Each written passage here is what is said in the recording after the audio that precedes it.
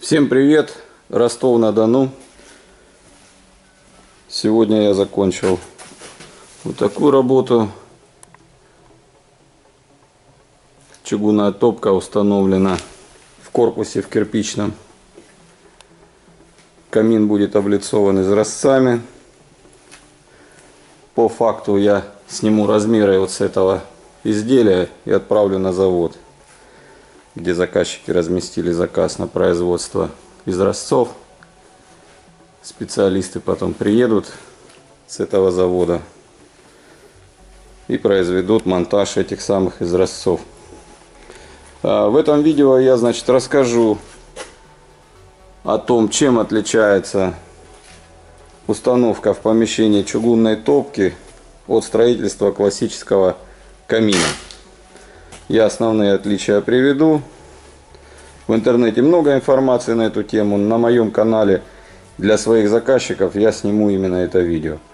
Потому что при обсуждении, при встрече, при планировании строительства люди иногда просто не понимают отличия камина с чугунной топкой от камина, построенного из кирпича. Вкратце. Основные отличия, во-первых, то, что мы сейчас видим, это отопительный прибор. Очень серьезный, качественный, хороший отопительный прибор в доме. В данном случае его решено было поставить для того, чтобы использовать его в случае аварийного отключения газа, электроэнергии. В общем, сами понимаете, аварийное отопление в доме. Весь дом он не протопит, естественно. Мы находимся в помещении площадью больше 40 квадратных метров. Вот. Здесь холл такой. Здесь еще коридор. Я думаю, двери когда закроются в комнаты, которые отсюда, сюда подходят, да, это помещение будет очень хорошо отапливаться вот этим прибором. Отопление происходит конвективным способом. Чугунная кассета производства Кэдди, видите, очень качественное изделие. Кассета разогревается. Так, сейчас мы убавим немножко. Пламя будет работать более ровно. Видите, как красиво. Кассета разогревается. Сильно заглушил. Ты смотри. Воздуха сейчас добавим. Кассета разогревается, и разогретый воздух поднимается вверх и выходит вот из этого окна. И из этого окна.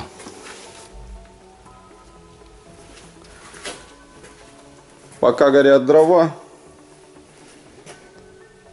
горячий воздух непрерывно поднимается и постоянно происходит прогрев помещения. Это самый быстрый способ прогреть помещение. Например, когда у вас дачный дом, вы приезжаете, он стоит промерзший, вам нужно быстро прогреть. Вы зажигаете огонь, чугун быстро передает тепло. Таким образом, разогрев происходит достаточно эффективно. Когда дрова прогорели, вы можете топить часа 2-3. За это время корпус нагревается. И уже когда вы ложитесь спать, кирпичи начинают излучать тепло, как энергоаккумулятор работает. Керамический кирпич пластического формования, из которого построен корпус этого камина, набирает тепло и отдают его потом в течение 3 суток. То есть это способность керамического кирпича излучать инфракрасное тепло в течение 3 суток после того, как он в себя набрал энергию от огня, скажем так. Дальше, коэффициент полезного действия вот именно таких чугунных топок, которые имеют прямоугольная, квадратная, такие формы, 76% примерно вот так. Круглые чугунные топки имеют коэффициент полезного действия до 85, до 86, если я не ошибаюсь, по-моему так. Если мы строим классический камин с кирпичной топкой, с дверкой, без дверки, не имеет значения. Коэффициент полезного действия максимум будет 25%. Все остальное будет улетать в трубу. То есть, соответственно, если не стоит задача отапливать помещение, то достаточно построить просто обычный классический камин и любоваться огнем, когда вам захочется это сделать. Ну вот данный вариант, он как бы получается самый оптимальный, что вы убиваете сразу двух зайцев. Можно на огонь любоваться и отапливать помещение. Ну, кому-то не нужно отапливать помещение. Тогда строят обычный камин. То есть для загородного дома это подходящий вариант. Сейчас мы откроем двери.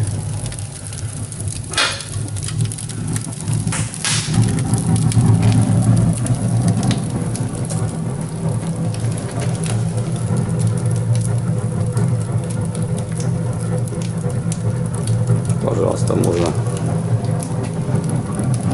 подбрасывать дрова, ничего не выбивает.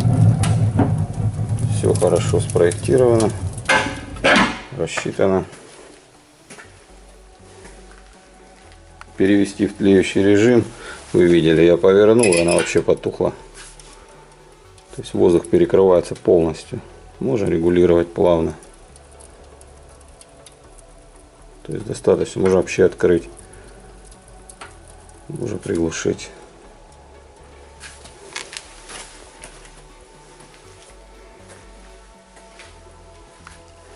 То есть вот коротко о том, чем отличается чугунный камин от классического кирпичного. Приток вентилирования. Приточная вентиляция здесь сделана из подвала. Это окно забирает холодный воздух с пола этого помещения. Там внутри не видно, сделано отверстие, которое уходит в подвал. Оно в стене идет. Из подвала, в котором есть собственная приточная вентиляция постоянная. И есть отопление, что очень хорошо. Потому что не будет сквозняков по полу, да? Даже так предположительно в самый сильный мороз из подвала будет поступать теплый воздух и компенсировать падение давления в этом помещении. Ну, об этом я уже снимал видео, для чего нужна приточная вентиляция. Это видео о том, чем отличается чугунная топка от классического кирпичного камина. Всем удачи, всего доброго.